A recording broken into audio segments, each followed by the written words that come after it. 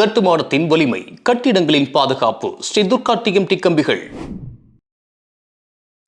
வணக்கம், நான் கண்ணன் பேசுகிறேன். போன வாரத்தில் போர் பதற்றம்லாம் ஃபுல்லாக இருந்தது. மார்க்கெட் ஹெவி வாலட்டைலாக இருந்தது. இப்போவுமே அதே ஸ்ட்ராட்டஜி தான் போயிட்டுருக்கு. பேரிஷ் ஸ்ட்ராட்டஜி போயிட்டுருக்கு மார்க்கெட்டில் because of the war continuation. அது கொஞ்சம் ஹையர் லெவலில் ப்ராப்ளம் இஷ்யூஸ் எல்லாம் க்ரியேட் பண்ணுமான்றது இன்வெஸ்டர்ஸோட யோசனையில் இருக்கிறதால மார்க்கெட்டில் கொஞ்சம் ரியாக்ஷன்ஸ் வந்து நெகட்டிவாகவே இருந்துகிட்ருக்கு. ஃப்ரைடே க்ளோஸ் பண்ணியிருக்கிறது நிஃப்டி 24,008 க்ளோஸ் ஆகிருக்கு. ரெசிஸ்டன்சஸ் அப்படின்னு பார்க்கும்போது 24,200 அண்ட் 24,300. சப்போர்ட்ஸ்னு பார்க்கும்போது 23,900 அண்ட் 23,800. விக்ஸ் 21.6, இது வந்து பெரிய லெவலில் விக்ஸ் மூவ் ஆகிருக்கு. விக்ஸ் ஹையர் ஹை போயிட்டே இருக்குது ஆன் டெய்லி பேசிஸில். தேர்ஸ்டே வந்து 19 பாயிண்ட் சம்திங் இருந்தது. ஃப்ரைடே வந்து க்ளோஸ் பேசிஸில் 21.6ன்றது வந்து பெரிய ஹை தான். ஸோ விக்ஸ் ஹையர் ஹை போக மார்க்கெட் வந்து கரெக்ஷன்ஸில் இருக்கிறதுக்கு probabilities are more. Least support அப்படின்னு பார்க்கும்போது 23,500 இருக்குது. தட் இஸ் நமக்கு வந்து 23,800 கட் ஆகும் பட்சத்தில் மட்டும்தான் 23,500க்கு ப்ராபபிலிட்டி இருக்கும். கரண்ட் வீக், அதாவது போன இந்த வாரத்தில் வந்து ஹை 24,526.40, லோ 23,935.75. இப்போ மீடியம் டேர்ம் சப்போர்ட் வந்து 23,900 இருக்குது ஆஸ் பர் ஆப்ஷன் டேட்டாஸ் பார்க்கும்போது. ஓப்பன் இன்ட்ரெஸ்ட்ஸ்லாம் பார்க்கும்போது medium term support 23,900. So expectations below 23,800 Paris continue ஆகும். அது it may fall up to 23,500. அதுதான் லீஸ் சப்போர்ட் லெவல்ஸும் கொடுத்துருக்கோம். ஸோ எப்படி மூவ் ஆகுதுன்றதை அடுத்த வாரத்தில் பார்ப்போம். இப்போ நான் சொன்ன எல்லா லெவல்ஸுமே உங்களுக்கு வந்து சார்ட்டில் வந்து மென்ஷன் பண்ணியிருக்கேன். அதை வந்து காமிக்கும் போது உங்களுக்கு ஈஸியாக வந்து புரியும். பேங்க் நிஃப்டி நெக்ஸ்ட் வீக் எப்படி இருக்குன்றது பார்த்துருவோம். க்ளோஸ் ஆகிருக்கிறது 53,595.25. Resistances are 53,800, 54,000. Supports are 53,400, 53,000. Least support 53,500.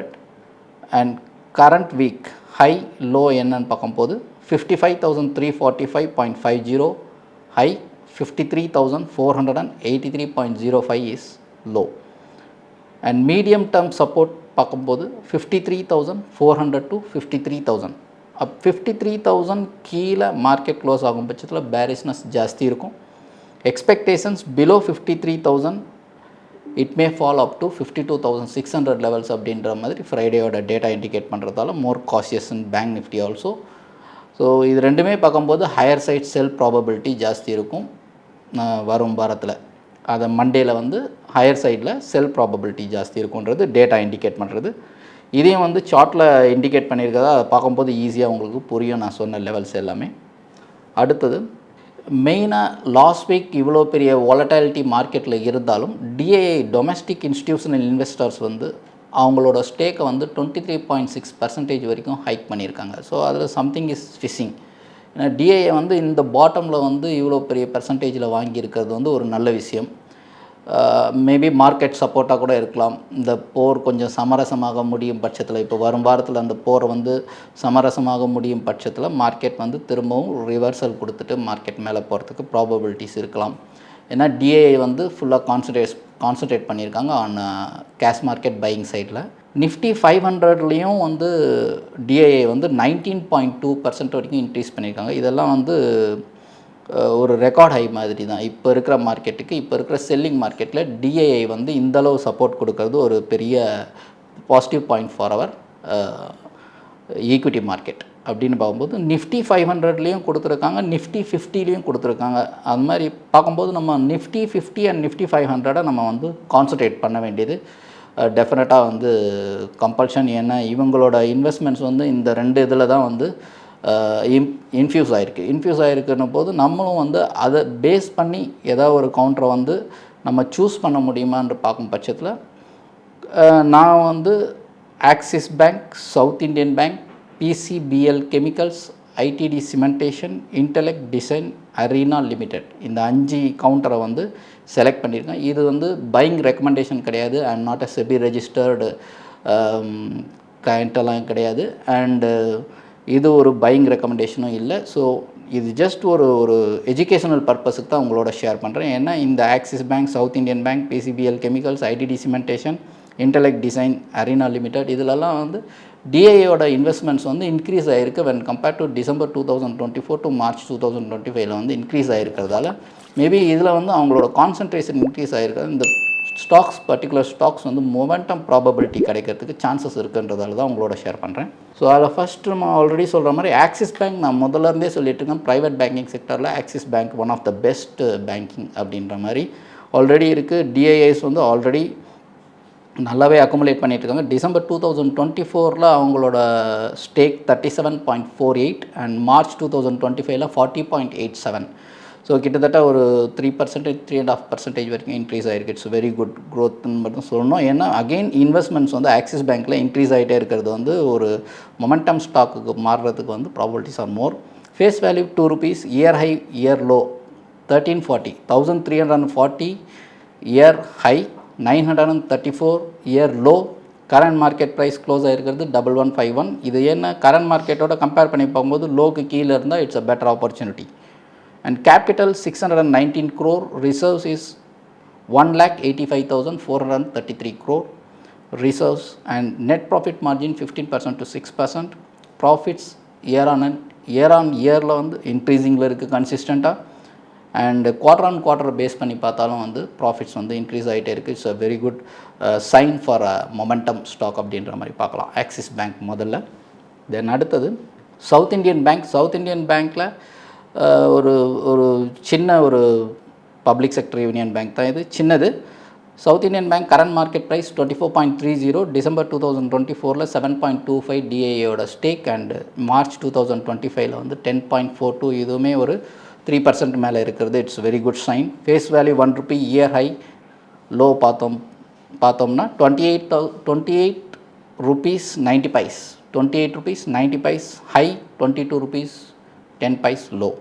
Capital 262 crore, reserves 9133 crore, NPM 5%ல இருக்குது.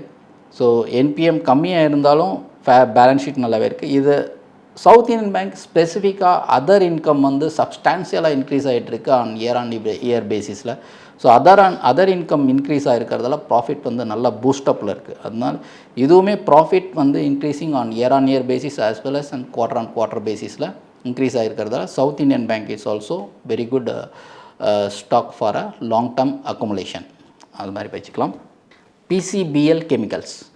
ஸோ கெமிக்கல் சைட்லேயும் கொஞ்சம் கான்சன்ட்ரேஷன் போயிட்டுருக்கு. நான் ஆல்ரெடி சொல்லியிருக்கேன் ப்ரீவியஸ் வீடியோலையும் ஃபாஸ்பேட்ஸ்லலாம் நிறைய இன்வெஸ்ட்மெண்ட்ஸ் போயிட்டுருக்கு பாஸ்பேட்ஸ் செக்டர் அப்படின்ற பார்க்கும்போது. So PCBL chemicals current market price 366, December 2024 டிஐயோட ஸ்டேக்ஸ் 6.70, மார்ச் 2025 டிஐயோட stakes 8.93%. Face value ₹1, year high 584, year low 209, and current market price is 366. Capital 38 crore, சின்ன company, 38 crore capital, reserves 3660 crore, beautiful reserves இருக்குது. net profit margin 13% to 16%, இதுவுமே நல்லா இருக்குது. net profit margin ரேஷியோவும் சூப்பராக இருக்குது. Year on year profit increase ஆகிட்டுருக்கு, quarter on quarter profit increase ஆகிட்டுருக்கு. ஸோ இதையும் வந்து நம்ம டெஃபினட்டாக வந்து லாங் டேர்ம் அக்குமுலேஷன் பண்ணுறதுக்கு ட்ரை பண்ணுறது வந்து பெட்டர். அடுத்தது ஐடிடி சிமெண்டேஷன். இது ஒரு இன்ஃப்ராஸ்ட்ரக்சரில் வரும். மெட்ரோ ப்ராஜெக்ட்ஸ் எல்லாமே ஐடிடி சிமெண்டேஷன் பண்ணிட்டுருக்காங்க, எல்லாருக்குமே தெரியும். அது மார்க்கெட் ப்ரைஸ் இப்போ க்ளோஸ் ஆகிருக்கிறது 524, டிசம்பர் 2024 2.60% வந்து DI holding, March 2025 6.14. So nearly 4% increase ஆகிருக்கு. So it's very good incremental stakes அப்படின்னே சொல்லலாம். ஐடிடி சிமெண்டேஷனில் வந்து நிறைய கான்சன்ட்ரேட் பண்ணியிருக்காங்க டிஐ. ஸோ கவனித்து பார்க்கணும். அது face value ₹1, year high 694, year low 352, current market price is 524. Capital 17 crore, ரொம்ப சின்ன கம்பெனி, 17 கோடி தான் கேபிட்டல். ரிசர்வ்ஸ் 1614 crore, 1614 கோடி ரிசர்வ்ஸ்னும் போது it's a very good company. நல்ல ரிசர்வ்ஸ் கன்சிஸ்டண்ட்டாக இன்க்ரீஸ் ஆகிட்டுருக்கு. நெட் ப்ராஃபிட் மார்ஜின் 8% to 10% இருக்குது. அதுவுமே வந்து நாட் பேட், நல்ல பர்சன்டேஜில் தான் நெட் ப்ராஃபிட் மார்ஜின்லாம் ஒர்க் அவுட் ஆகிட்டுருக்கு. ஸோ ப்ராஃபிட் வந்து இயர் ஆன் இயர் இன்க்ரீஸிங்கில் இருக்குது. குவார்டர் ஆன் குவார்டரும் ப்ராஃபிட்டில் வந்து இன்க்ரீஸிங்கில் தான் இருக்குது. ஸோ ஐடிடி சிமெண்டேஷன் நம்ம ஸ்டார் போட்டு வச்சுக்கலாம். பிகாஸ் டிஐஏ வந்து ரொம்ப சப்ஸ்டான்சியலாக இன்க்ரீஸ் பண்ணியிருக்காங்க. ஸோ அதை ரொம்ப க்ளோஸாக கவனிக்கலாம் இந்த ஸ்டாக்கையும். ஏன்னா இன்ஃப்ராஸ்ட்ரக்சர்ன்றது வந்து இன்னும் ஒரு 5 இயர்ஸுக்கு வந்து நிறைய ப்ராஜெக்ட்ஸ் போயிட்டுருக்கு. அந்த ப்ராஜெக்ட்ஸுக்கெல்லாம் வந்து இந்த கம்பெனி வந்து ஆர்டர்ஸ் நிறைய எடுக்கும். ஸோ பேலன்ஸ் ஷீட் டெஃபினட்டாக பிக்கப் ஆகும் தான் தெரியுது. அதனால தான் டிஏ எல்லாம் வந்து ஃபர்தராக வந்து நிறைய இன்ஃப்யூஸ் பண்ணியிருக்காங்க. ஸோ இதையும் வந்து கவனித்து பார்க்கணும். இன்டெலெக்ட் டிசைன் அரீனா லிமிடெட் வந்து 843 current market price. December 2024 7.09%, March 2025 8.23%. இது ஒரு 1%, 1.15% அந்த மாதிரி தான் இன்க்ரீஸ் ஆகிருக்கு. பட் இது வந்து கொஞ்சம் டிஜிட்டல் பிளாட்ஃபார்மில் இருக்கிறதால இந்த கம்பெனி வந்து கான்சன்ட்ரேட் பண்ணலாம் அப்படின்ற மாதிரி நம்ம வந்து ரெஃபர் பண்ணுறோம். பிகாஸ் த சார்ட் வந்து பாட்டம்லேருந்து ரிவர்ஸ் ஆன மாதிரி நல்ல ஒரு இண்டிகேஷனும் இருக்குது. அது ஒரு ப்ளஸ் பாயிண்ட். இதில் ஃபேஸ் வேல்யூ வந்து 5 ரூபீஸ்ன்றது போது இது பெட்டர் ஃபேஸ் வேல்யூவில் இருக்குது. And year high year low பார்க்கும்போது 1143 இயர் ஹை, 555 வந்து low year low. And capital 69 crore, இதுவுமே ஒரு சின்ன capital company. Reserves 2716 crore, beautiful reserves வந்து உங்களுக்கு வந்து அக்குமுலேட் ஆகிட்டே இருக்குது, இன்க்ரீஸ் ஆகிட்டே இருக்குது. நெட் ப்ராஃபிட் மார்ஜின் பியூட்டிஃபுல்லாக இருக்குது. 20% to 21% நெட் ப்ராஃபிட்ன்றது வந்து சூப்பர்ப் ரேஷியோ, நெட் ப்ராஃபிட் ரேஷியோலாம். ஸோ இந்த கம்பெனியை வந்து கான்சன்ட்ரேட் பண்ணோம் டிஜிட்டலில் இருக்கிறதால. இதுவுமே ப்ராஃபிட்ஸ் வந்து கன்சிஸ்டண்ட்டாக ஆன் இயர் வந்து இன்க்ரீஸ் ஆகிட்டே இருக்குது. குவார்டர் ஆன் குவார்டர் பார்க்கும்போதும் கன்சிஸ்டண்ட்டாக இன்க்ரீஸ் ஆகிட்டுருக்கு. ஸோ இது எல்லாமே வந்து இட்ஸ் நாட் ரெக்கமெண்டேஷன் ஃபார் இன்வெஸ்ட்மெண்ட்ஸ்ன்ற மாதிரி நம்ம எடுத்துக்கணும் எப்போவுமே. இதெல்லாம் வந்து நீங்கள் வந்து உங்களோட எஜுகேஷனல் பர்பஸுக்கு எடுத்துகிட்டு ஃபண்டமெண்டல்ஸ் எப்படியெல்லாம் பார்க்குறோம், எப்படி செலக்ட் பண்ணுறோம், என்னென்ன மாதிரி டிஏஎஸ் எல்லாம் இன்க்ரீஸ் பண்ணும்போது அந்த பர்டிகுலர் ஸ்டாக் வந்து எப்படி மூவ் ஆகுது, அடுத்தடுத்த குவார்ட்டர்லாம் ரிசல்ட்ஸ் எப்படி வருது, ரிசல்ட்ஸ் நல்லபடியாக வரும்போது ஸ்டாக்ஸ் எவ்வளோ பெருசாக மொமெண்டம் போகுது அப்படின்றதெல்லாம் நீங்கள் வந்து மேட்ச் பண்ணி பார்க்க தெரிஞ்சிக்கும் போது யாரோட உதவியும் இல்லாமல் நீங்கள் வந்து இன்வெஸ்ட் பண்ண முடியும். அதுக்காக தான் இது வந்து எஜுகேஷனல் பர்பஸ்னு சொல்லிகிட்ருக்கோம். அண்ட் இப்போது மொமெண்டம் செக்டர், இப்போது இருக்கிற மார்க்கெட்டில் மொமெண்டம் செக்டர் நான் எப்போவும் சொல்கிற மாதிரி ஃபாஸ்பேட்ஸில் வந்து நிறைய மொமெண்டம் இருக்குது. ஸோ ஃபாஸ்பேட்ஸ் நம்ம ஆல்ரெடி சொன்ன மாதிரி கிருஷானா ஃபாஸ்கெம் போன வாரம் கூட சொல்லியிருந்தோம். அது இயர் ஹையாக போயிட்டுருக்கு. அண்டு பரதீப் பாஸ்பேட்ஸ் அதுவும் சொல்லியிருந்தோம், நல்லாவே மூவ் ஆகிட்டுருக்கு. ஃபாஸ்பேட்ஸில் இன்னும் நிறைய நல்ல கம்பெனி இருக்குது. நீங்கள் வந்து ஸ்க்ரீனரில் போய்ட்டு ஃபாஸ்பேட்ஸ் ரிலேட்டட் கம்பெனிஸ் அப்படின்னு போட்டிங்கன்னா அதில் இருக்கிற கம்பெனிஸை 1 by 1 சர்ச் பண்ணி அதில் ஃபண்டமெண்டலி எது ஸ்ட்ராங்கு, எதில் இன்ஸ்டிடியூஷன்ஸ் வந்து ஸ்டேக்ஸை இன்க்ரீஸ் பண்ணுறாங்க, எதில் வந்து கன்சிஸ்டண்ட்டாக வந்து ரிசல்ட்ஸ் நல்லா இருக்குது, quarter on quarter year on year எந்த இதில் வந்து கன்சிஸ்டண்ட்டாக நல்லா இருக்குது. அண்ட் நெட் ப்ராஃபிட் மார்ஜின் வந்து எக்ஸ்பேண்ட் ஆகுதான்னு பாருங்கள். நெட் ப்ராஃபிட் மார்ஜின் ஒரு 5%லேருந்து அடுத்த இயருக்கு வந்து 7%, 7%லேருந்து அடுத்த இயருக்கு 12%, அந்த மாதிரி ப்ராஃபிட் மார்ஜின் எக்ஸ்பேன்ஷன் இருக்கிற கம்பெனியெல்லாம் சூப்பர்பாக ரிசல்ட் கொடுக்கும். ரிசல்ட் கொடுக்குற ஈக்குவலாக வந்து மியூச்சுவல் ஃபண்ட் அண்ட் எஃப்ஐஸ் எல்லாமே வந்து இன்வெஸ்ட் பண்ணுறதுக்கு ரெடியாக வருவாங்க அவங்களும். ஸோ இது எல்லாமே வந்து நம்ம எஜுகேஷனல் பர்பஸில் நம்ம ஸ்ட்ராங் பண்ணிக்கிறதுக்காக தான் இது திரும்ப சொல்கிறீங்க. ஸோ ஃபாஸ்பேட்ஸ் கம்பெனி டெஃபினட்டாக வந்து நம்ம மொமெண்டம் செக்டரில் எடுத்துக்கலாம் இப்போ இருக்கிற மார்க்கெட்டுக்கு. And second is private banking. Private banking 100% வந்து சூப்பர்பாக இருக்கும். மார்க்கெட் எனிவே எவ்வளோ கீழே போகுதுன்றது கரெக்ஷன் மோடில் இந்த வாருக்காக கீழே போனாலும் முதல்ல மேலே வரப்போகிறது பேங்கிங் செக்டர் மட்டும்தான் முதல்ல மேலே வரும் திரும்பவும். ஏன்னா ஆல்ரெடி பேங்கிங் ரேலியில் தான் நம்ம இருக்கோம். இப்போது பேங்கிங் இண்டைசஸ் தான் வந்து ஃபேண்டாஸ்டிக் ரேலி கொடுத்து மார்க்கெட்டை மூவ் பண்ணி கொண்டு போச்சு.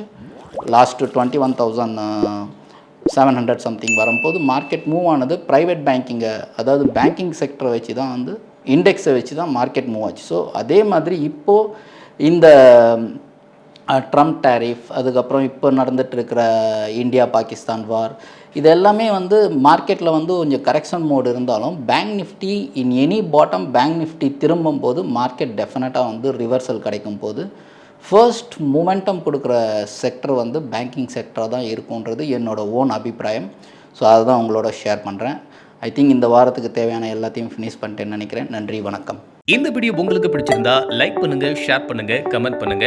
மறக்காம பெல் பட்டனை கிளிக் பண்ணிட்டு சப்ஸ்கிரைப் பண்ணிடுங்க.